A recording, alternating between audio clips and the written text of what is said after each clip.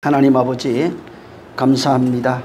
이 시간 또 부족한 자를 세워주셨사오니 주께서 종의 마음과 생각 끝뜻을 주장하시고 관찰하셔서 정말 하나님의 마음을 시원하게 내릴 수 있는 귀한 말씀 되게 하시고 또 말씀을 깨닫는 모든 듣는 자들이 깨닫는 자들이 되어 말씀을 담은 자로 말씀이 생명된 자로 세워져 가게 도와주시옵소서. 하나님 아버지 말씀이 말씀되어지는 역사가 사랑하는 자들 속에 임하게 하며 또 모든 자들이 하나님의 말씀을 가짐으로써 그 생명이 되어 생명을 전해줄 수 있도록 정말 구제할 수 있는 자들이 되게 하여 주시옵소서. 하나님의 말씀을 세상 것으로 받지 아니하며 세상 것으로 보지 않게 하시고 오직 하늘의 것, 하늘에 속한 것으로 보고 들어서 하나님이 기뻐하시는 자로 그렇게 온전히 쓰임받게 도와주시옵소서. 주님이 오늘도 함께 하시기를 원합니다. 성령의 역사하심과 교통하심, 주장하심이 있도록 우리 하나님께서 큰 은혜 베풀어 주시옵소서. 주님이 오늘도 함께 하시고 복 주시기를 원하며 예수 이름으로 축복하고 기도했습니다. 아멘. 계시록 14장입니다.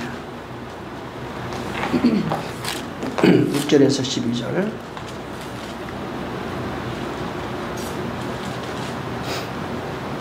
(14장) 6절에서 12절 같이 읽습니다. 시작. 또 보니 다른 천사가 공중에 날아가는데 땅에 거하는 자들 곧 여러 나라와 족속과 방언과 백성에게 전할 영원한 복음을 가졌더라. 그가 큰 음성으로 가로되 하나님을 두려워하며 그에게 영광을 돌리라. 이는 그의 심판하실 시간이 이르렀으니 하늘과 땅과 바다와 물들의 근원을 만드신 이를 경배하라 하더라. 또 다른 천사 곧 둘째가 그 뒤를 따라 말하되 무너졌도다 큰 성 바벨론이여 모든 나라를 그 음행으로 인하여 진노의 포도주를 먹이던 자로다 하더라. 또 다른 천사 곧 셋째가 그 뒤를 따라 큰 음성으로 가로되 만일 누구든지 짐승과 그 우상에게 경배하고 이마에나 손에 표를 받으면 그도 하나님의 진노의 포도주를 마시리니 그 진노의 잔에 섞인 것이 없이 부은 포도주라. 거룩한 천사들 앞과 어린 양 앞에서 불과 유황으로 고난을 받으리니 그 고난의 연기가 세세토록 올라가리로다. 짐승과 그의 우상에게 경배하고 그 이름의 표를 받는 자는 누구든지 밤낮 쉼을 얻지 못하리라 하더라. 성도들의 인내가 여기 있나니 저희는 하나님의 계명과 예수의 믿음을 지키는 자니라. 네. 지난번에도 말씀을 드린 것처럼 이제 그 앞에 14만 4천에 대한 환상, 시온산에서 일어난 그 환상 1절부터 있죠. 이걸 이후에 이제 6절부터 나오는 이야기가 세 천사에 관한 환상이라고 말씀을 드렸습니다. 한 천사는 하나님을 경배하라 외치는 외치는 천사고 6절 7절에 있습니다. 두 번째는 8절에 바벨론의 멸망을 선포하는 그런 내용이고, 세 번째는 믿음을 배반하고 짐승에게 경배한 자들의 심판과 멸망을 예언할 뿐만 아니라 성도의 인내에 대해서 말하고 있는 게 이제 12절까지 9절부터 있는 그런 내용입니다. 지난번에도 이 지금 하나님을 두려워하라 하는 말씀, 이제 여기 보면은 첫 번째 천사가 가지고 있는 게 영원한 복음이라고 그랬어요. 6절에 보면은 여러 나라와 족속과 방언과 백성에게 정할 그런 영원한 복음을 가지고 있다라고 얘기를 하면서 큰 음성으로 하나님을 두려워하고 경배하라, 영광을 돌리라 하는 말씀들이 여기 있습니다. 지난번에 그 두려워하는 것이 뭔지를 말씀을 드렸는데, 이것은 그냥 심판에 대한 어떤 두려움, 징벌에 대한 두려움을 말하는 게 아니라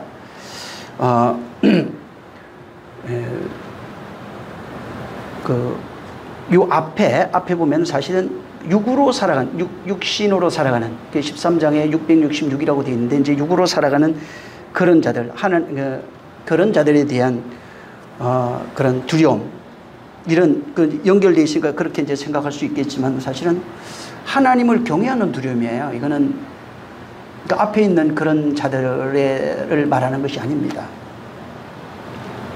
심판에 대한 어떤 두려움 이런 게 아니고, 하나님을 왜 경외하고 두려워하라, 떨라, 하나님을 아는 자들이 이제 하나님을 하나님을 향한 왕 앞에 가면은 왜 그 경건함이 있죠. 왜 경외함 이런 걸 말합니다. 거기에서는 왕의 권위에 눌려서 오는 어떤 그런 두려움을 말하는 겁니다. 또 이제 영광을 돌리라도 마찬가지인데 이게 그 하나님의 영광이라고 하는 것은 전부 다 성경에 하나님의 아들이 나타날 때 그런 하나님이 임재할 때 나타나는 그런 영광을 말합니다. 하나님의 임재와 더불어 나타나는 영광이에요. 그러니까 하나님의 임재가 있을 때 영광이 나타납니다. 신의 산이 됐든 어디가 됐든 그 성막이 됐든 거기에 하나님 임재하시니까 하나님의 영광이 비쳤다 이렇게 돼 있어요. 그래 그와 같은 것을 말하고 있고 영광에 대해서는 지난번에 좀 자세하게 얘기를 했는데 그 하나님의 아들을 통해 하나님은 당신의 영광이 이렇게 세상에 비쳤다고 그럽니다. 이건 그냥 보여지는 이런 어떤 그림자들이에요. 실제 하나님의 영광이 어떻게 비치고 있냐면 성경에는 신약 성경에 보면은 특히 요한복음에 나오는데 하나님의 아들을 통해서 하나님의 영광이 비치고 있는 겁니다.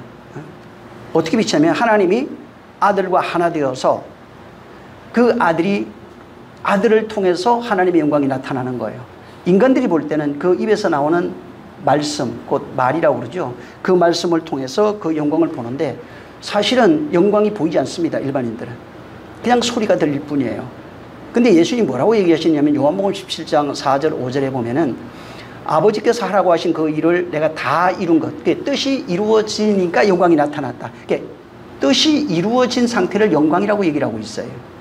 말씀이 내게 영광이 비쳤다는 것은 하나님이 임재하시고 난 이후에 임재하시면서 내 안에 그 뜻이 하나님의 뜻이 이루어진 상태를 말하고 있는 겁니다. 그러니까 영광이 비쳤어요.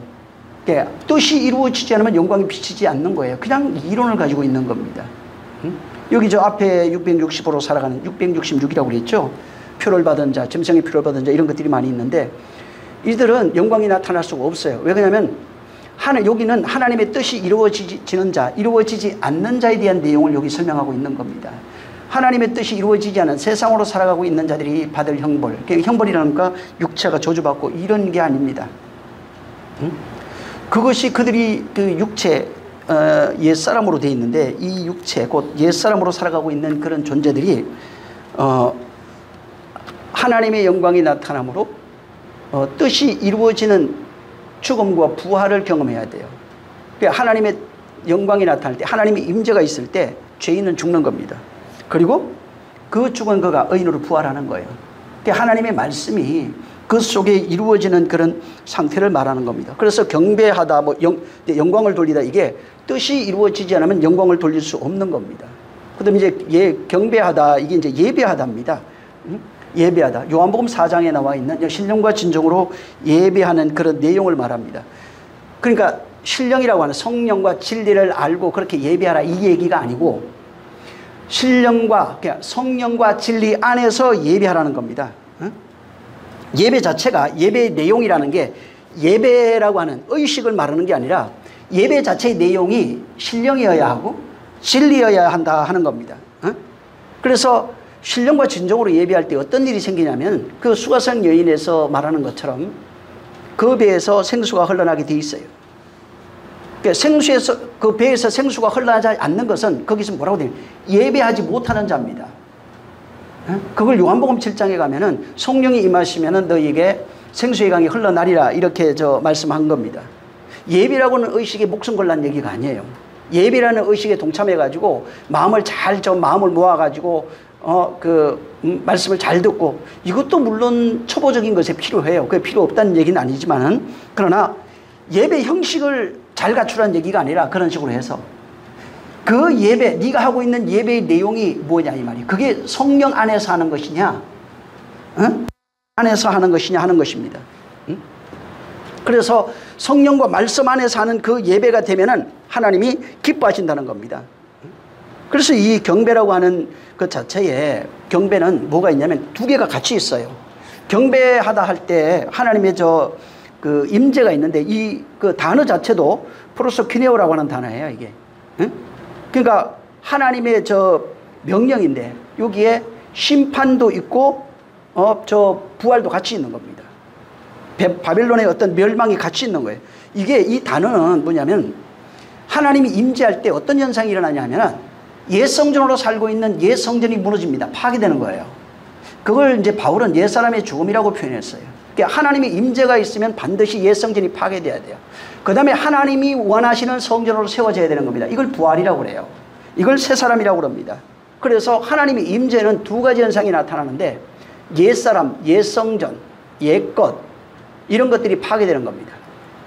그 다음에 그 파괴되면서 새 사람으로 혹은 새 성전으로 다시 세워지는 것을 예배라고 그래요. 그래서 예배 안에는 하나님 임재하잖아요. 우리 이제 예배 의식 갖고 있을 거 아니에요. 여기 하나님 임재예요. 여기는 반드시 있어야 되는 거예요. 예배 성공했느냐 못했느냐 이게 어떻게 결정이 되냐 하면은 하나님의 임재하는 그 예배를 했느냐. 다시 말해서 거기에는 나의 죽음, 옛사람의 죽음과 새사람의 부활이 있었느냐 하는 겁니다. 그게 신령과 진정으로 예배한 거예요. 예배가 되면은 뜻이 이루어졌잖아요. 그러면 경배가 된 거예요. 그러면 하나님의 영광이 나타난 거예요. 그래서 영광은 이게 하나님의 뜻이 이루어지지 않으면 영광이 없어요. 그래서 영광을 돌리라는 것이 하나님의 뜻이 이루어져서 이루어진 내가 영광이 되는 겁니다. 경배는 하나님의 임재하실 때, 영광이 나타날 때 내가 죽는, 옛사람이 죽는 그 무릎 꿇는 게 이런 게 아니에요. 그게 무릎 꿇는 게 내가 죽는 거예요. 하나님의 임재가 있을 때 나의 죽음이라고 하는 그 죽음이 있어야 경배가 되는 거예요. 그걸 이제 신약 성경은 예배라고 얘기했고 신령과 진정으로 예배하는 자라 이제 이렇게 얘기한 겁니다. 그게 이제 이 첫 번째 천사가 하고 있는 내용이에요. 그 다음에 이제 그 8절부터 있는 내용인데 둘째 천사가 바벨론 성의 무너짐에 대한 그 내용이에요. 이건 뭐 지난번에도 또 얘기했습니다. 바벨론 성은 옛 구약에 나오는 바벨입니다. 바벨을 얘기를 하고 바벨 자체가 혼합, 뭐 섞이다 이런 뜻이에요. 그래서 이게 하나님을 대적하는 그런 그 세력을 바벨이라고 하는 단어로 이제 상징한 겁니다. 그리고 거기가 언어가 혼잡되어 있어요. 거기는 한 언어로 말할 수가 없어요. 하나님의 언어로 말하는 것이 아니라 땅의 것으로 말하고 있는 그런 내용들이에요. 그래서 옛성전으로 살아가고 있는 인생들의 그런 모습들을 거기다 묘사해놨고 또 특히 여기에는 마찬가지로 이 지금 바벨이라고 하는 여기에 무너졌도다 예, 바벨론 성이라고 그러잖아요. 이게 우리 자신의 옛성전이에요. 옛성전. 그 다음에 여기 그 계시록에 흘러가는 내용으로 보면은 예루살렘 성전입니다. 그러니까 예루살렘 성전이 무너졌도다. 그래야 새 예루살렘 성전이 세워지는 거예요. 이걸 바벨성이라고 그런 거예요. 그러니까 바벨성은 영적으로 하면 우리예요. 다 우리 옛 사람을 얘기를 하고 그게 이제 보이는 것으로 얘기하면은 예루살렘 성전 이렇게 얘기를 하는 겁니다. 그래서 거기도 보면은 거기는 다른 성경에도 있지만은 소돔이라고 예루살렘을 뭐라고 그럽니까? 소돔이라고도 하고 애굽이라고도 한다 이렇게 얘기했어요. 소돔이라고도 하고 에돔이라고도 한다. 다시 말해서 예루살렘이 소돔이면서 애굽이라는 거예요. 옛성전이라는 얘기예요. 옛사람이라는 얘기예요. 그걸 여기는 이제 바벨론 성이라 얘기했고 다른 성전에는 소돔이며 그 옛성전이며 그다음에 이제 그 바벨론 성 이제 예루살렘 성 이렇게 얘기를 한 겁니다. 예루살렘이라고. 자, 이게 예루살렘 성 거기가 이제 무너졌다 얘기를 하는데 거기 바벨론 성 곧 소돔이며 예루살렘 성이며 애굽이라고 하는 거기가 어떤 것이냐 하면은 거기서 일어나는 일이 뭐냐면 음행으로 말미암아 진노의 포도주를 먹던 자라고 했어요. 그러니까 거기 바벨론 성에는 여기는 이제 본문으로 얘기하면 바벨론 성이에요. 큰 성 바벨론 여기는 음행으로 말미암아 진노의 포도주를 그런 먹던 그런 곳이다 얘기를 했어요. 그래서 지난번에도 여기 본문에는 이제 두 개가 나와요. 하나는 음행의 포도주고 하나는 그 진노의 포도주입니다. 그래서 예루살렘 성 거기가 하나님 보실 때 무슨 일이 일어나고 있냐면 음행의 포도주를 마시고 있고 진노의 포도주를 마시고 있더라 얘기한 겁니다. 그래서 이게 음행도 마찬가지예요. 여기서 말하고 있는 것은 전부 다 성전 안에서 일어나는 음행이에요. 지난 시간에 이건 좀 더 자세하게 얘기했습니다. 그거 보시면 되면. 그러니까 음행은 하나님 볼 때 성전 안에서 이런 일이 일어나고 있잖아. 우리가 육체로 만든 그걸 비유를 들어다가 실제 말하고 있는 겁니다. 실제 고대 신전에서 신전에서 음행이 일어났어요. 간음 이런 것들이 막 일어났다고요. 그걸 들어다가 실제 보니까 네 안에서 네 속에서 지금 음행이 일어나고 있잖아. 그래서 그 음행을 통해서 뭘 해요? 포도주라고 하는 거는 성전에 보면은 들어가 보면 안식의 포도주로 나옵니다. 근데 음행을 통해서 하나님의 안식의 포도주를 먹는 것처럼 하고 있다는 거예요. 그러니까 그렇게 하는데 원래는 안식의 포도주를 먹어야 되는데 그게 아니라 비유라고요. 음행의 포도주를 먹으면서 안식의 포도주를 먹고 있다고 그렇게 한다는 겁니다. 응? 그래서 이게 음행의 네가 먹고 있는 게 그게 안식의 포도주가 아니라 바로 스스로 너희 스스로 그건 네가 안식의 포도주로 먹고 있지만 사실은 내가 볼 때는 그게 음행의 포도주다. 응? 그건 너희가 하나님을 음란의 포도주다. 그거 음란한 것이다. 그래서 땅에 있는 것을 가지고 하늘의 것을 취하려고 하늘에 있는 안식을 취하려고 하는 그런 것을 하나님이 음행이라고 했다고요.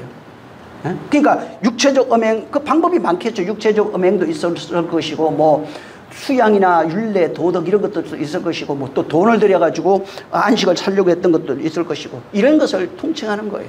그래서 음행의 포도주는 하나님 보실 때 너는 그 행위 뭐 자기의 어떤 그 수양이겠죠. 고행 뭐 물질을 드리는 것 혹은 이렇게 저 자식을 물 가운데 지나간다든가 뭐 음행을 한다든가 실제 이런 것을 통해서 네가 안식을 취한다고 생각하는데 그거는 안식의 포도주가 아니다. 그런 것 자체가 바로 음행의 포도주다 이렇게 얘기를 한 겁니다.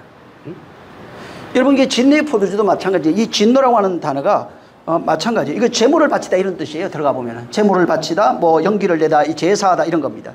근데 제물을 바치는데 왜 이게 진노냐고요. 근데 보세요. 희생제사를 얘기를 해요. 이 진노는 그게 사람들이 죄를 짓잖아요. 그러면 이제 그 번제단에 양 잡아갖고 옵니다. 거기에 하나님의 그 죄가 있는 곳이잖아요. 그래서 하나님의 진노의 불이 떨어져 가지고 그 불을 살라버리는 겁니다. 그래서 이 불이 떨어지는 거기에 늘 불과 연기가 가득했어요. 거기는 짐승 타는 냄새가 가득했다고요. 거기에 뭐가 있냐면 내 대신 죽는 죄가 있는 거예요. 응? 그래서 이게 쉽게 말하면 희생제사를 통해서 안식에 들어가려고 그래요. 안식의 포도주를 먹는다고 생각하는데 희생제사는 안식의 포도주를 먹을 수 없다는 거고 얘기를 하는 겁니다. 그건 진노라는 거예요. 자, 네가 양 잡아가지고 지금 번제 드렸잖아. 그건 진노라는 거예요. 거기는 하나님의 진노가 내려와서 네 죄 대신 양이 죽는 거잖아. 이걸 가르쳐주는 거예요. 그게 안식이 아니에요. 예수님 십자가 죽었잖아요. 거기는 십자가에 달린 것을 바라보고 나 구원해 주세요 하는 건 진노의 포도주라고요. 거기는 하나님의 진노가 내려와서 내 대신 내 죄를 짊어지고 죽으시는 예수의 십자가가 있는 거예요. 그건 안식이 아니라고요. 안식은 저 안에 들어가야 돼요. 그 예수의 공의를 가지고 성소를 근데 사람들은 희생제사를 드리면서 거기에서 안식할 수 있다고 생각해요. 그걸 바라보고 믿기만 하면 당신 죽는 건 내가 믿습니다. 내 죄를 가지고 죽는 건 믿습니다. 이게 진노라는 거예요. 너희가 지금 하고 있는 희생제사라고 하는 이런 것들이 전부 다 진노의 포도주를 먹고 있는 거예요. 너는 그게 안식이라고 생각하는데 그게 아니고 진노의 포도주다. 그래서 실제는 뭐냐면 가인이 동생을 살해하잖아요. 마찬가지예요. 너희가 지금 예수를 살해하고 있다는 거예요. 그게 진노예요. 거기에 머물러 있으면 거기가 진노가 되는 거예요. 그래서 끊임없이 제물을 바치고 있는 거예요. 하나님 앞에 지금. 예배당 와가지고 오늘날 수많은 사람들이 제사하잖아요. 예배하면서 제사해요. 무슨 제사하고 있어요? 예수님이 내 대신 죽어서 감사합니다 하는 제사, 희생제사를 드리고 있어요. 어디에 전부 다 있는 거예요? 예수 십자가 달아놓고 구경하고 있다고요. 내 대신 죄 담당해서 고맙습니다. 진노의 연기만 가득한 거예요. 거기는. 그래서 끊임없이 하나님의 진노가 임하는 것이 뭐냐면 희생제사를 드리고 있는 거기에 머물러 있는 상태를 얘기를 하고 있어요. 거기는 하나님의 진노가 불이 내려와요. 그리고 그 제물을 태워버리는 겁니다. 그래서 고기 타는 냄새, 그 다음에 거기에 연기 이런 것들이 그 성전에 자욱한 거예요. 그러니까 사람들이 지금 육체의 것을 세상의 것 이런 걸 가지고 하나님께 드리면서 안식의 포도주를 먹고 있는데 그게 음행의 포도주야. 또 희생제사를 드리면서 이게 안식의 포도주라고 생각하고 있는데 그게 진노의 포도주야 라고 말하는 겁니다. 그래서 안식의 포도주 이게 들어가면 전부 다 이제 노아 때로 나오는 거예요. 노아 때로 전부 다 나오는 겁니다. 그래서 실제는 안식은 혼인잔치에 들어가서 혼인잔치 얘기하면 전부 다 포도주 나옵니다. 거기에 그 혼인잔치에 예수의 은혜가 있잖아요. 거기에서 그분과 하나 되어져 6이 지나서 새로운 것으로 먹는 이들이 돼야 안식에 들어가는 겁니다. 그래서 결혼 얘기가 저 두 군데 그렇게 쓰여져 있는 겁니다. 그러니까 그분과 예수 그리스도 믿잖아요. 지금 예수 믿고 그리스도 하나 안 되면은 여전히 간음하고 있는 겁니다. 엄행하고 있는 거예요. 그리고 예수 바라보면서 끊임없이 십자가에서 그분을 십자가에 달아놓는 것 자체가 진노의 포도주를 열심히 먹고 있는 겁니다. 그래서 평생 은혜 안에서 희생제사를 반복하고 있는 성도들의 모습이 오늘날 사실은 현재 교회들의 그런 모습이에요. 그러면서 뭐합니까? 그 성경 있는 거 이런 거 가지고 이용해가지고 사람들 미혹하고 또 성도들도 그걸 원해요. 희생제사 드리는 거 원하고 그 감정적인 거 원하고 윤리와 도덕 지키라고 하는 그것을 원하고 있어요. 또 오늘날에는 보면 지난번에도 얘기한 것처럼 저 반유대주의 반율법주의에 빠져가지고 성경 헌금 다 반대하잖아요.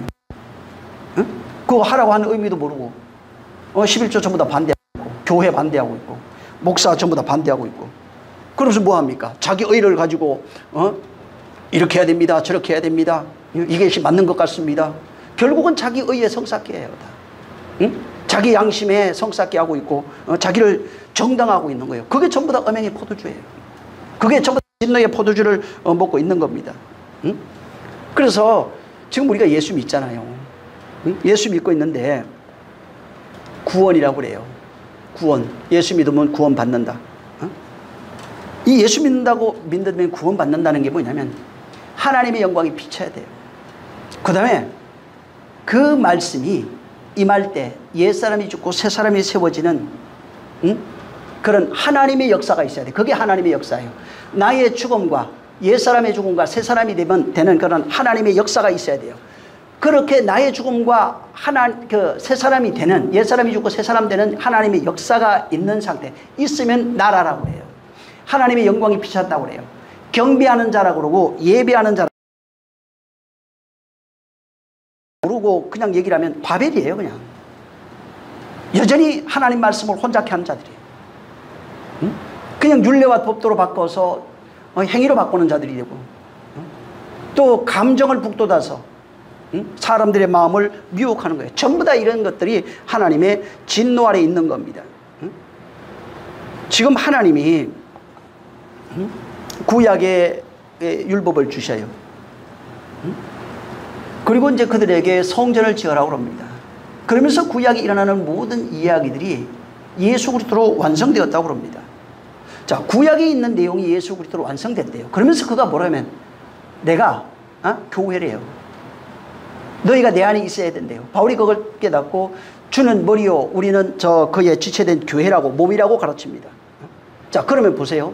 교회가 뭐 하는 거예요? 예수 그리스도가 몸이에요. 교회의 몸이래요. 성경이 완성됐대요. 당신으로 완성됐대요. 그럼 너희가 내 안에 있으면은 요한복음 15장 그 포도나무 얘기하잖아요. 과실을 맺는데요. 절대로 메마르지 않는다고 합니다. 그가 우리를 불러서 당신과 하나 되게 하시려고 하는 이유가 뭐예요? 하나님 나라 만들고 아들 만들고 성전 만드는 얘기잖아요. 그럼 구약부터 성전이 하는 일이 뭐예요? 하나님이 성전을 지으라고 하는데 성전에서 하는 일이 뭐냐고요? 하늘의 생명을 건네주는 겁니다. 성전에 하는 일은 하늘에 있는 이 땅에 없는 하늘의 생명을 우리에게 건네주는 일을 하는 거예요. 그걸 물을 건네준다, 빛을 건네준다, 씨를 건네준다 이런 식으로 여러 가지로 표현하는 것 뿐이에요. 그럼 예수님이 몸이래요. 우리는 그의 지체라네요.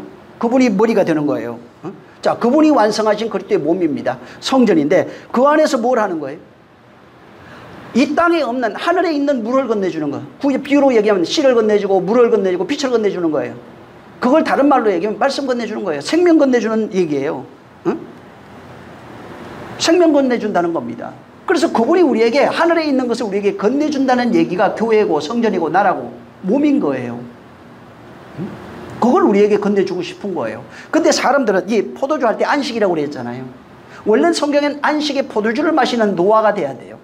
근데 인간들이 하나님이 주신 안식에 들어가서 안식의 포도주를 먹는 게 아니고 인간들이 만든 음행의 포도주, 인간들이 만든 포도주를 먹는 거예요. 그걸 음행의 포도주, 진노의 포도주 이렇게 얘기를 한 겁니다. 근데 여기 여러분 그 침례 요한 있죠? 침례 요한은 광야에 가서 석청과 꿀을 먹었대요. 꿀 같은 거 보세요. 말씀으로 돼 있어요 다. 응? 근데 그는 재미있는 게 하나 있어요. 사막에 갔는데 사막이 뭐 하는 거죠? 말씀으로 양육받는 거예요. 그래서 40년 이렇게 돼 있고 38년 이렇게 돼 있고요. 응? 자, 근데 여기 이 침례 요한은 그 바리새인 와서 따지잖아요. 침례 요한 보니까 와가지고 그럼 포도주도 안 먹었대요. 근데 너는 포도주를 즐기는 사람이구나 이렇게 얘기를 합니다. 그는 광야에서 석청과 꿀을 먹는 메뚜기를 먹었고 포도주를 먹은 적이 없어요. 응? 자, 예수님이 이 땅에 오셨어요. 아까도 얘기했지만 하나님 나라를 선포하러 오신 분이라고 그랬잖아요. 하나님 나라 만들기 위해서 어떻게 하늘의 것을 아버지 것을 가져오셔서 아버지 것을 우리에게 줌으로써 우리가 그 안에 있으면 아버지의 것으로 많은 열매 맺습니다. 그게 요한복음 15장 그 포도나무 얘기예요. 응? 그 안에 있으면 절대로 말라 죽지 않아요. 자, 그분이 오셔서 하늘의 것을 건네줘야 되는데 이 땅에 와서 지금 예수님이 포도주 먹어요. 응? 저 침례 요한은 안 마셨는데 응? 침례 요한은 먹지도 않고 하나님 나라에 대해서 설명했어요. 그 다음에 그리스도가 오시는 그에 대해서 나는 그래서 앞서서 보냄을 받은 자라 앞서가서 그 길을 예비하는 자라고 그랬어요. 자, 근데 예수님이 하나님의 나라인데요. 포도주를 먹네요. 응? 침례 요한은 하나님 나라를 선포하는데 그걸 안 먹었어요. 응? 그러니까 다른 사람이 볼 때도 그걸 알았어요. 침례 요한은 먹는데 왜 당신 안 먹는데 당신은 왜 먹습니까? 왜 먹은 거예요? 예수님이 뭐라고 그래요? 나는 죄인의 친구래요. 응? 가난한 자의 친구로 왔대요. 응? 포도주를 즐기는 게 뭐예요? 아까 얘기했잖아요. 포도주는 이 세상에 술로 표현되어 있는 이 세상 술은 이 세상 문화의 극치예요.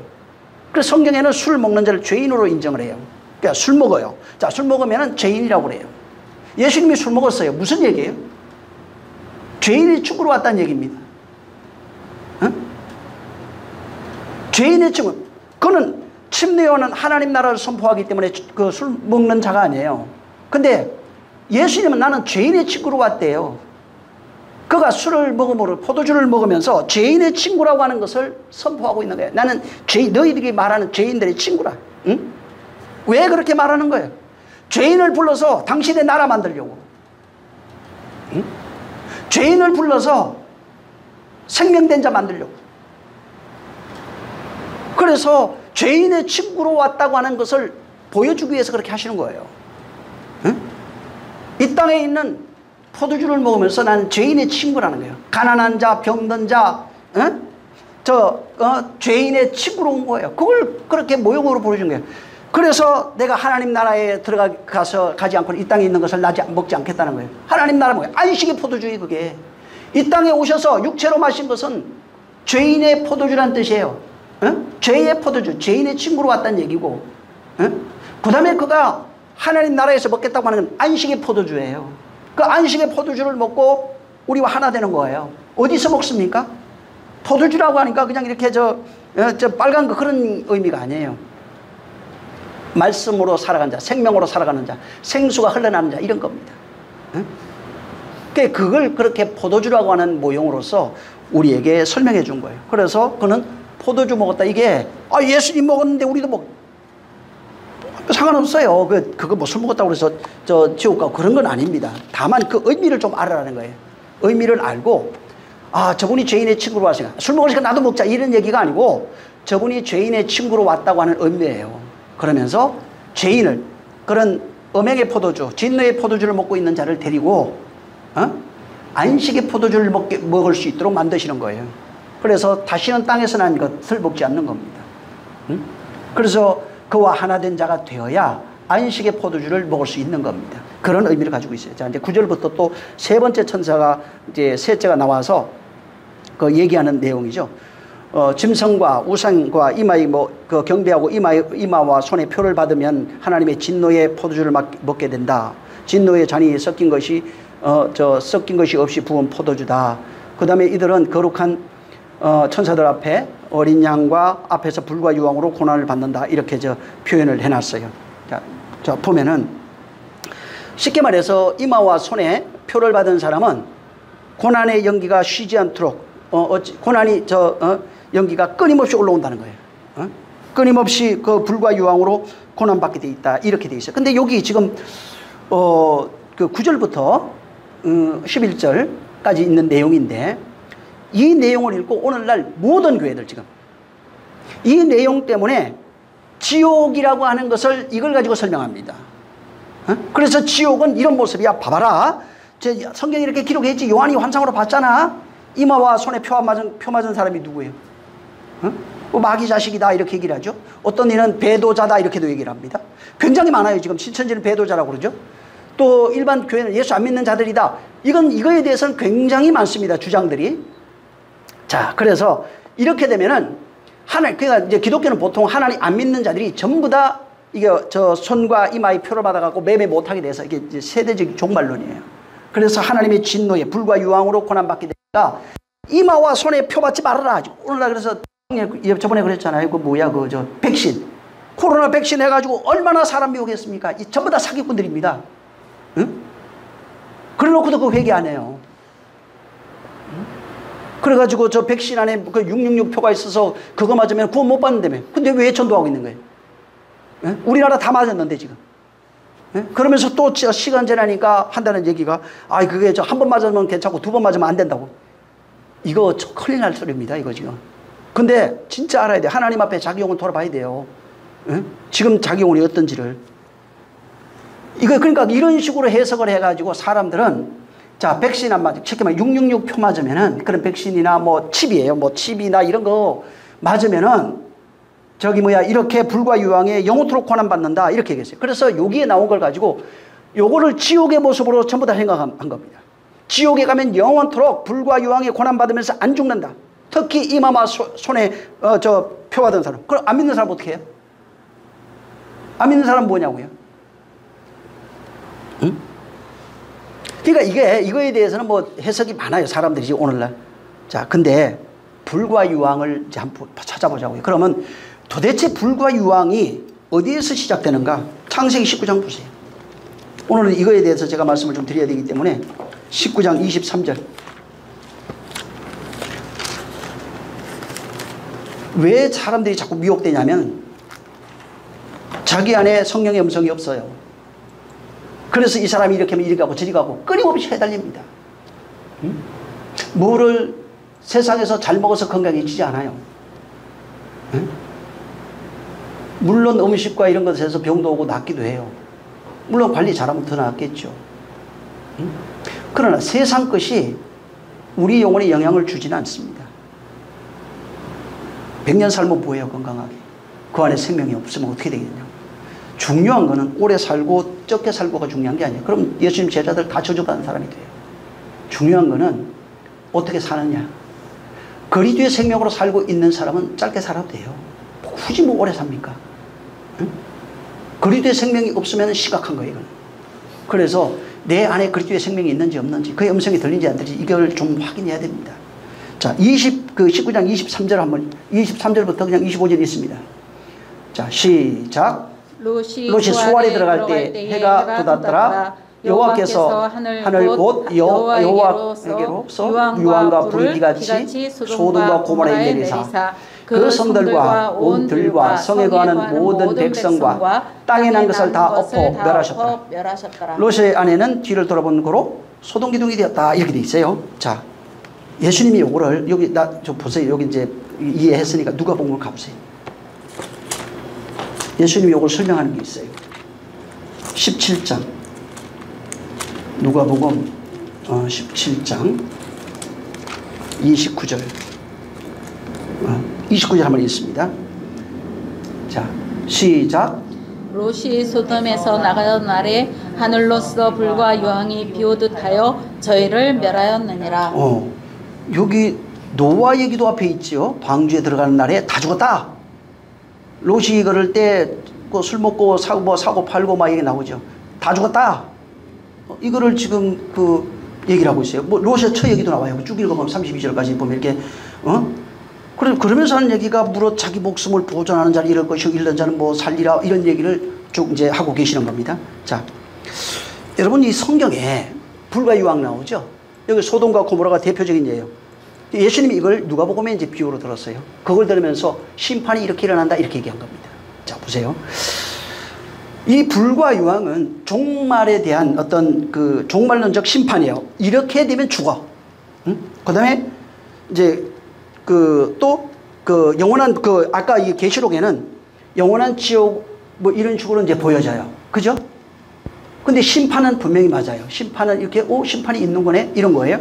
자, 근데 이거를 이 계시록에는 영원히 쉬지 못하고 고통을 받는다, 이렇게 얘기한 겁니다.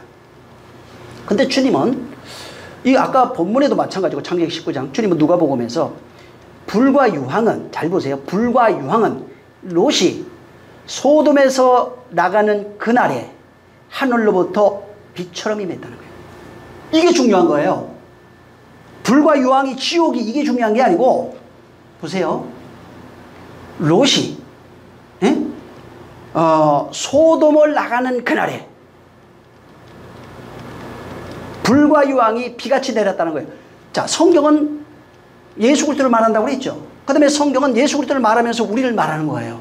그럼 이게 뭐가 복음적 의미가 있는 거예요. 여기에 예수님이 이걸 또 비유로 들었네요.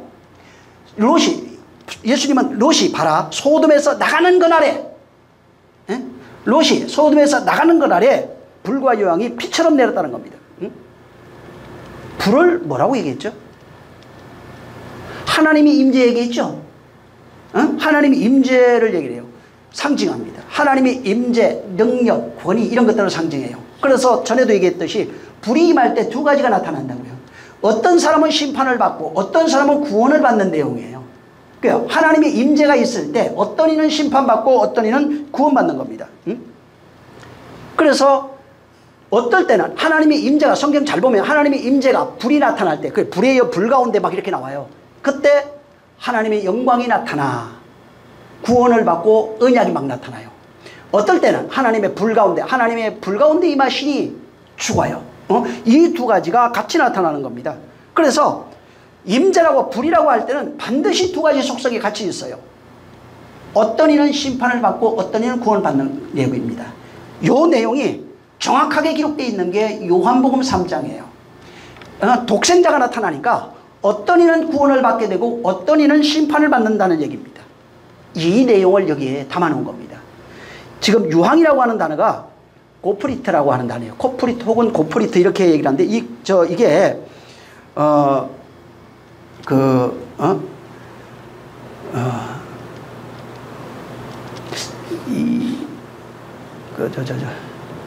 성경 무지를 지금 생각이 안 나는데, 이게 어디에 있냐면 노아 홍수 때 왜 그 방주 만들죠. 왜 그 잣나무 있잖아요. 잣나무. 이거하고 같은 단어로 돼 있어요. 유황이라고 하는 단어가 이제 코프리트 혹은 코페러 뭐 이렇게 나옵니다. 그래서 이게 들어가 보면은 코페러 혹은 같은 단어에 발음이 똑같아요. 그래서 이게 보면은 발음이 같은데 하나는 그 잣나무로 돼 있고 하나는 유황 이렇게 나와요. 그래서 이게 들어가 보면 이게 방주 지을 때 썼던 나무가 이 코페르예요. 그래서 우리는 이걸 이제 번역이 어떻게 되어 있냐면 창세기 6장 14절인데 거기는 잣나무 이렇게 번역이 되어 있어요. 그 잣나무로 되어 있거든요. 그래서 코프리트라고 하는 단어를 들어가 보면은 히브리어 스트롱 코드라고 그러거든요. 이게 코드가 1614예요. 근데 이 코페르는 1613이에요. 같은 뜻이에요. 이게 같이 있는 거예요. 그래서 이 히브리어 특성상 어떤 단어가 보면 앞뒤가 같은 뜻으로 쓰여지고 있어요. 근데 하나는 유황으로 번역을 해놨고 1613이라고 하는 스트롱 코드는 잣나무로 해놓은 겁니다. 근데 이 잣나무가 아까 얘기했듯이 노아 방주 만들 때 썼던 창세기 6장 14절에 나오는 얘기인데 그때 썼던 겁니다. 자, 뭘 얘기하냐면 소돔과 고모라 땅에 많은 사람이 살고 있었어요. 그죠? 아까도 얘기했지만 하나님의 임재는 두 가지가 나타난다고 그랬죠. 심판과 구원이라고 하는 게 나타나요. 자, 거기에 하나님의 영광이 이 소돔 땅이나 소돔과 고모라 땅에 나타났는데, 거기에 하나님의 영광이 나타나니까 어떻게 나타나니까 구원받은 사람이 나오는데 롯과 두 딸이에요. 근데 여기는 두 딸을 제외시켜 버렸어요. 제외시키고 구원받은 자 롯이라고 돼 있어요.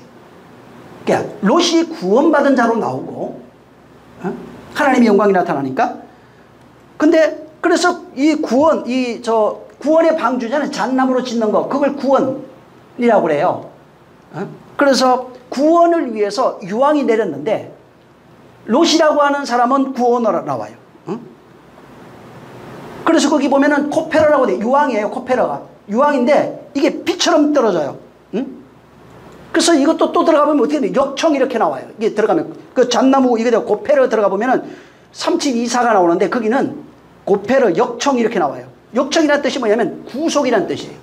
구속하다, 속량하다, 속전하다, 몸값이라는 뜻이에요.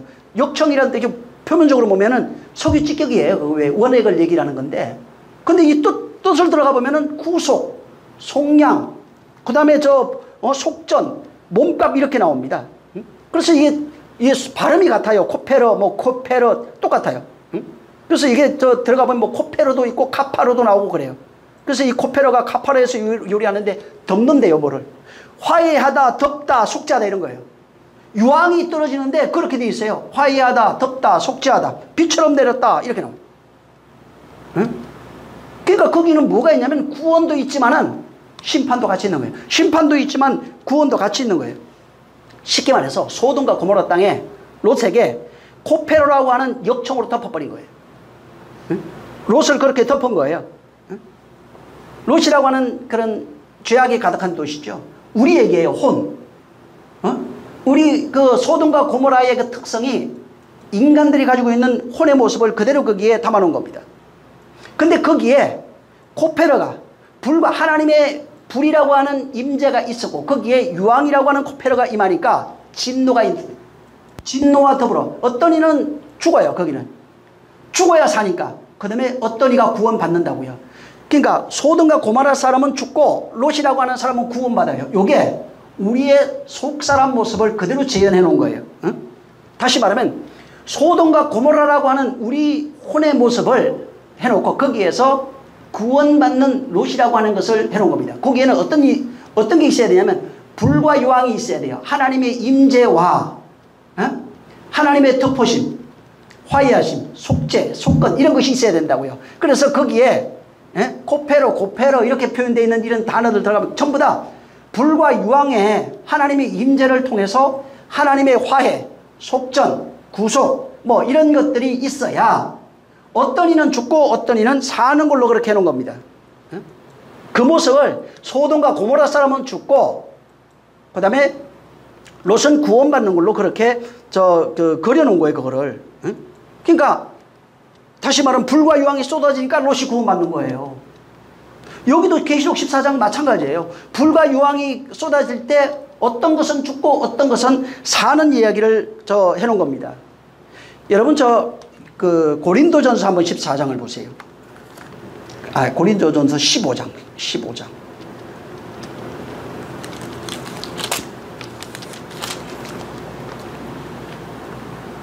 45절입니다. 자, 45절 시작. 기록된 바 첫사람 아담은 산 영이 되었다 함과 같이 마지막 아담은 살려주는 영이 되었나니. 예, 보세요. 이게 여기에 뭐가 있냐면 구원을 하시는 내용인데, 구원을 설명하는 내용인데, 첫사람 아담은 죽어야 돼요. 둘째 사람 아담은 살려주는 자라는 거예요. 첫사람 아담이 뭐예요? 옛사람이에요. 옛사람으로 죽으신 이가 누구예요? 쉽게 말하면 좀 더 들어가면 예수예요. 첫사람 아담이 예수라고요. 그러면 그만 죽으면 안 돼요. 하나 되어 죽는 죽음이 있어야 되는데 나의 죽음이라고 하는 게 옛사람이에요. 근데 첫사람 아담은 예수예요. 그건 나라고요. 그게 옛사람이라고요. 아담이 죽고 바로 새 사람으로 살아나는 거예요. 옛 사람이 죽고 새 사람으로 살아나는 그 이야기를 여기에 해놓은 겁니다. 그래서 둘째 아담은 그리스도예요. 응? 예수가 죽고 그리스도 부활한 그 내용이에요. 그거를 여기다 모형으로 해놓은 겁니다. 그래서 그 죽는데 그것만 죽으면 그냥 모형이에요. 그건. 근데 첫 사람이 죽을 때 옛자가 죽어야 되고 옛 사람이 죽는 거예요. 그게. 그 다음에 그리스도가 부활할 때 나의 새 사람이 부활하는 내용이에요. 그래서 쉽게 말하면 우리로 얘기를 한다면은 예수 그리스도, 그건 성경에 있는 걸로 얘기하면 예수 그리스도로 얘기를 해야 되고, 우리로 얘기하면 옛 사람과 새 사람이에요. 근데 옛 사람은 예수 없으면 못 죽어요. 그분과 하나 되어 죽어야 새 사람이라고 하는 자가 부활로 나오는 겁니다. 그래서 첫 사람과 마지막 사람, 우리로 얘기하면 옛 사람과 새 사람이에요. 예수로 얘기하면 예수 그리스도예요, 그냥. 근데 떨어져 있으면 안 되는 거예요. 떨어져 있는 상태에서는 옛 사람이 죽을 수가 없는 거예요. 원 밖에 있는 상태에서는 절대로 죽을 수 없는 거예요. 그래서 소돔과 고모라 땅에 죽었잖아요. 롯은 살고 나머지는 소돔과 고모라 사람들이 다 죽었어요. 이게 뭐냐면 그 진멸됐다고 나오죠. 진멸하고 진멸, 완전히 진멸됐대요. 소돔과 고모라가. 무슨 얘기예요? 옛 사람은 완전히 진멸돼야 된다는 얘기를 하고 있는 거예요. 옛 사람은 완전히 진멸돼야 돼요. 근데 그 진멸 속에서 한 사람이 살아나와요. 그게 롯이에요. 진멸 속에 뭐가 있어요? 새 사람이 나온다고요. 진멸이 있어야 새 사람이 있다고요. 소돔과 고모라에서 끄집어낸다고요. 진멸 속에서 그 하나님의 영이 끄집어낸다고요. 옛 사람이 죽음 속에 새 사람이 나온다고요. 한 씨가 죽어야 많은 열매 맺는다고요. 이런 내용을 이렇게 여러 가지 비유로 얘기한 겁니다. 그래서 유황이라고 하는 게 코페르가 거기에는 덮다, 구원하다, 속죄하다, 이것이 같이 있는 거예요. 쉽게 말하면 예수님이 우리 죄악을 덮고 죽으시는 내용이에요. 그래야 구원이 있는 거예요. 그가 우리로 죽어야 돼요. 그걸 소돔으로 표현하는 거예요. 그래서 예수님이 우리를 덮고 죽는 겁니다. 우리의 구속하는 거예요. 속량하는 겁니다. 그 다음에 성령이, 그가 나를 덮고 죽으면 성령이 내게 임하셔서 나를 다시 살려내요. 예수가 나로 죽으면 성령이 오셔서 나를 다시 살려낸다고요. 나를 다시 살려내서 나를 하나님 나라 만드는데 그걸 새 사람이라고 그래요. 그러니까 성령이 나를 새 사람 만드는 얘기예요. 예수가 나를 덮어서 같이 죽고 성령이 오셔서 죽인 나를 살려낸다고요. 그걸 새 사람이라고 그래요. 그래서 이게 성경 이야기가 예수로 죽고 그리스도로 다시 사는 이야기를 다 펼쳐놨어요. 그걸 우리로 대입하면은 예수로 죽고 그리스도로 다시 사는 얘기예요. 이렇게 옛사람이 예수로 죽는 그 이야기를 이 본문에 11절에 해놓은 거예요. 이게 희생제사 얘기예요. 여기 11절 시작. 그 고난의 연기가 세세토록 올라가리로다. 짐승과 그의 우상에게 경배하고 그 이름의 표를 받은 자는 누구든지 밤낮 쉬지 못하리라. 그러니까 이게 희생제사에서 일어나고 있는 그 이야기를 얘기하는 겁니다. 여기 좀 더 이해해야 되는 게, 고난의 연기가 세세토록 올라간답니다. 그리고 쉼이 없대요. 이 고난이라고 하는 단어가 바사니스모스라고 하는 단어예요. 바사니스모스. 뜻은 그냥 사전적으로 보면 고문, 괴롭히다, 고통, 이런 뜻입니다. 우리가 알아야 될 게, 보통 인간들이 가지고 있는 개념이 뭐냐면 기독교 안에서 마찬가지입니다. 이원론이에요. 옳고 그런 것, 틀린 것, 맞는 것, 빛과 어둠, 항상 이 식이에요. 그래서 항상 모든 것을 두 개로 보는 겁니다.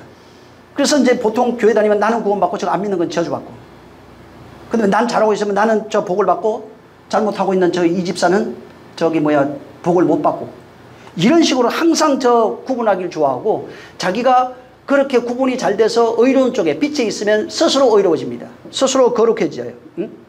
그러면서 하는 얘기가, 내가 이렇게 훌륭하니까, 내가 이렇게 아름다운 신앙생활을 하고 있어서 나는 구원받는다. 나는 절대로 형벌이 없다고 생각하는 겁니다.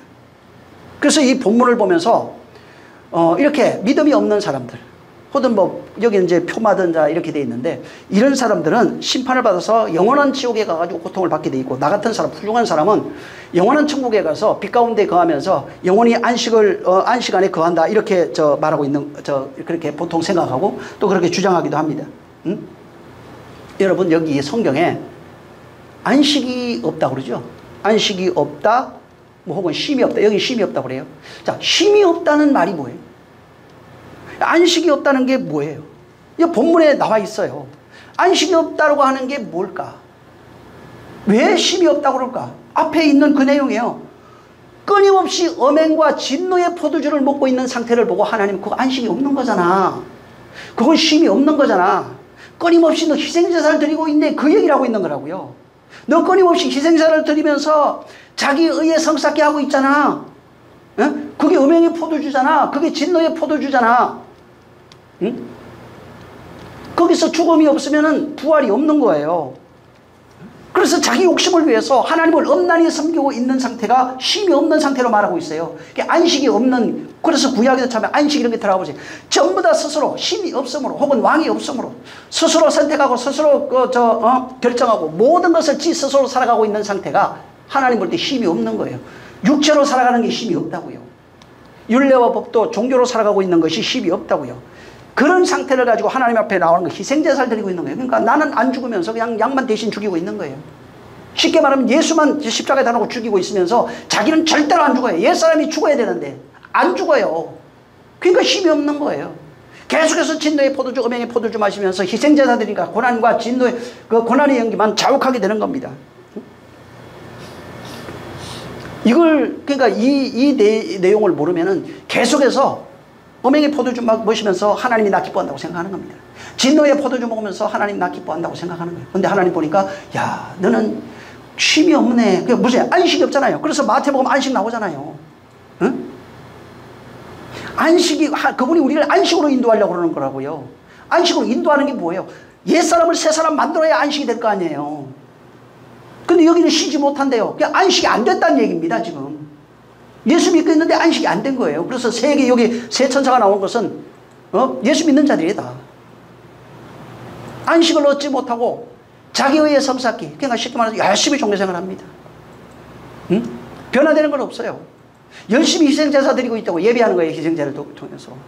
그 다음에 자기 의를 가지고 하나님 앞에 음행의 포도주를 마시고 있는 거예요. 아, 네가 안식의 포도주를 먹고 있다고 그러는데 아니라는 거예요. 하나님은. 응? 넌 음행의 포도주를 먹고 있다는 거예요. 그래서 여기 그 다음에 이제 뭐라고 얘기하면 12절에 성도의 인내가 여기 있대요. 저들은 하나님의 계명과 예수의 믿음을 지키는 자. 이게 뭐예요? 하나님의 계명과 예수의 믿음을 지킨대요. 이 두 개를 분명히 구별해 놨잖아요. 그럼 하나님의 여기 들어가 보면 예수에 대한 믿음이라고 되어 있잖아요. 근데 원문에는 대한이라는 단어가 없어요. 원문에는 이 대한이라는 단어가 없어요. 그냥 소유격이에요. 예수의 믿음이에요. 그냥 이거는 그 직에 가면 그들은 지키는 자들이라 이런 뜻이에요. 지키는 자들이래요. 그들은 지키는 자들이라. 다시 말해서 하나님의 계명과 번역하면 하나님의 계명과 예수의 믿음을 지키는 자들 이렇게 되어 있다고요. 하나님의 계명과 예수의 믿음을 예수의 그 믿음이에요. 거기도 거라고 하는 단.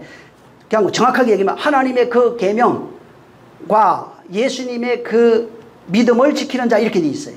정확하게. 자, 여기 오늘날 이제 기독교인들이 문제가 뭐냐면 예수님을 지금 몸 밖에 있는 그분을 섬기고 있어요. 신앙도 뭐냐면 다시 오실 그분을 기다리고 있는 거예요. 자기 안에 없어요. 그러니까 몸 밖에 있는 기다리고 있다는 것은 내 안에 없다는 얘기예요. 몸 밖에 있는 이를 신앙하고 그분을 향한 믿음을 가지고 있다면 자기 안에 없다는 겁니다. 그래서 항상 뭐냐면 하나님이 몸 밖에 있는 대상이에요. 예수님도 지금 몸 밖에 있는 그냥 대상이에요. 여기에 원문에 지금 하나님에 대한 믿음, 하나님의 계명과 예수의 그 믿음을 지키는 자라고 그랬잖아요. 이게 뭐냐면 하나님이 완성하신 그 계명이에요. 응? 구약으로 주신 그 내용들이 있죠. 그게 하나님이 완성하신 계명이래요. 예수 그리스도로 완성됐어요. 그게. 그 다음에 예수 그리스도로 완성된 그 계명이 예수 그리스도로 완성이 됐는데 말씀 육신되어 오셔서 완성하셨는데 완성됐어요.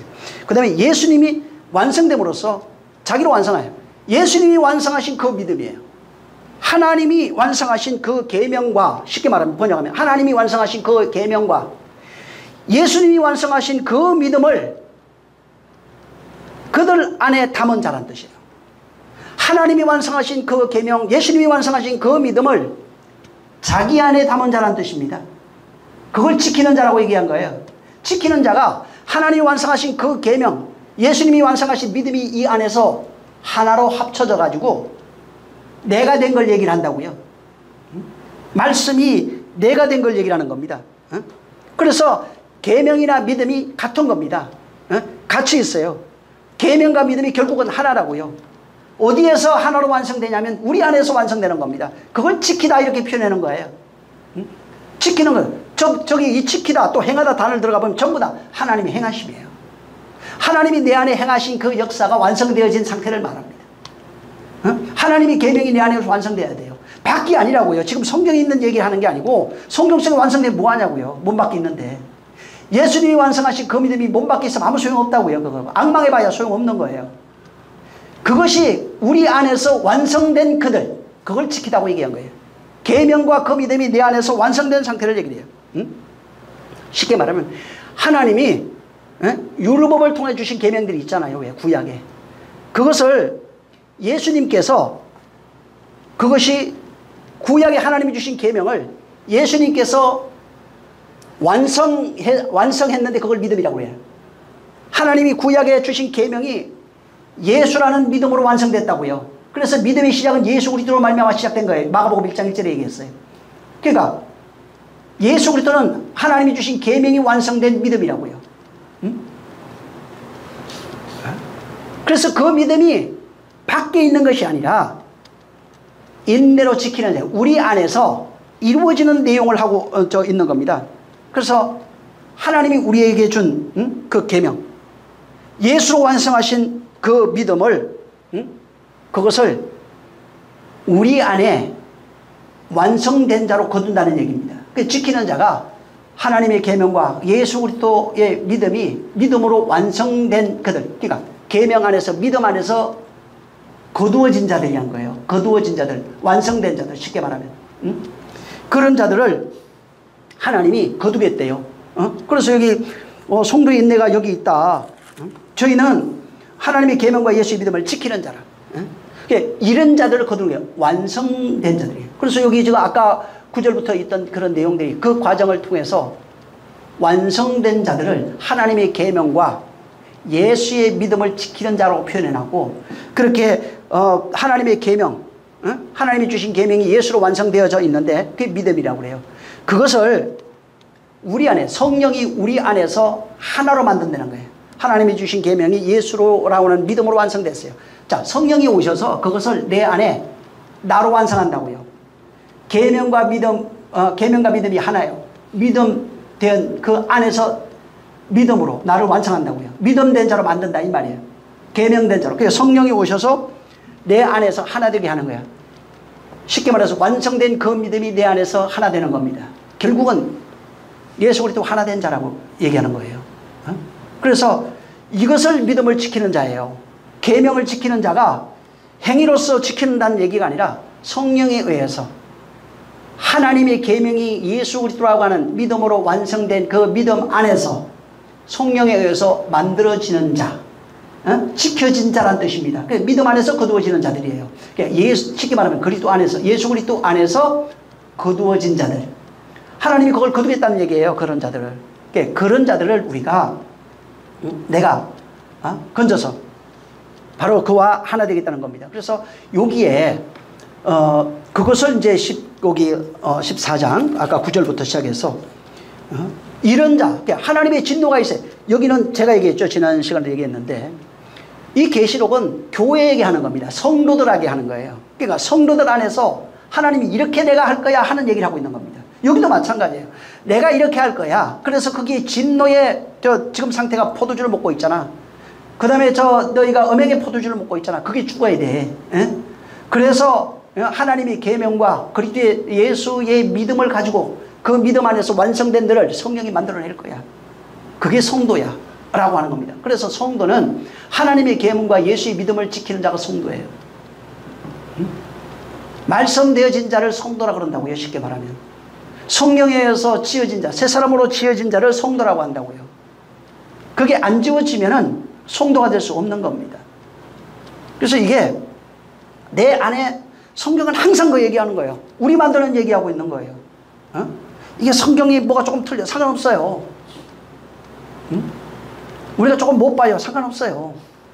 전체적인 얘기는 내가 너를 그리스도 안에서 만들 거야. 이 얘기하고 있어요. 여기 그 내용을 하고 있는 겁니다. 이와 같은 역사가 정말 우리 모든 자에게 성령이 일하시는 역사가 있기를 예수 이름으로 축원합니다. 정말 하나님의 계명과 예수의 믿음이 그 믿음 안에서 내가 하나님이 기뻐하시는 성도로 그렇게 부르심을 받기를 주의 이름으로 축원하겠습니다. 기도합니다. 기도할 때 하나님 정말 내 안에 하나님의 역사 있도록 성령의 역사하심이 나타날 수 있도록 나를 좀 축복해달라고 기도하겠습니다. 살아계신 하나님 아버지 감사합니다.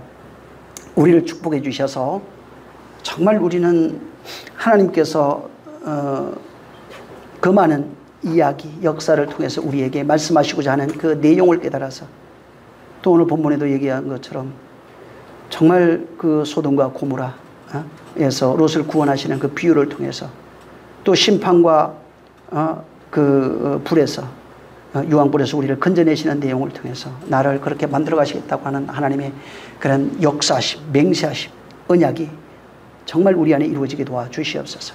언약이라고 하는 것은 하나님 반드시 그렇게 하겠다고 하는 것이오니 그 언약을 내 안에 가지고 있으면 내가 그렇게 지어지는 것인 줄 알고 진실로 옛 사람이 죽고 새 사람 되어지는 온전한 그리스도인이 되어지는 그런 역사를 이 말씀을 듣는 모든 이가 경험하게 도와주시옵소서. 성령이 함께 하시기를 원하며 예수 이름으로 축복하고 기도했습니다. 아멘. 자, 오늘 주님이 가르치셨던 기도하고 마칩니다. 하늘에 계신 우리 아버지여 이름이 거룩히 여김을 받으시오며 나라의 임하옵시며 뜻이 하늘에서 이룬 것 같이 땅에서도 이루어지리이다. 오늘날 우리에게 일용할 양식 준 것 같이 우리 죄를 사하여 주옵시고 우리를 시험에 들게 하지 마옵시고 다만 악에서 구하옵소서. 나라와 권세와 영광이 아버지께 영원히 있사옵나이다. 아멘. 하나님 감사합니다.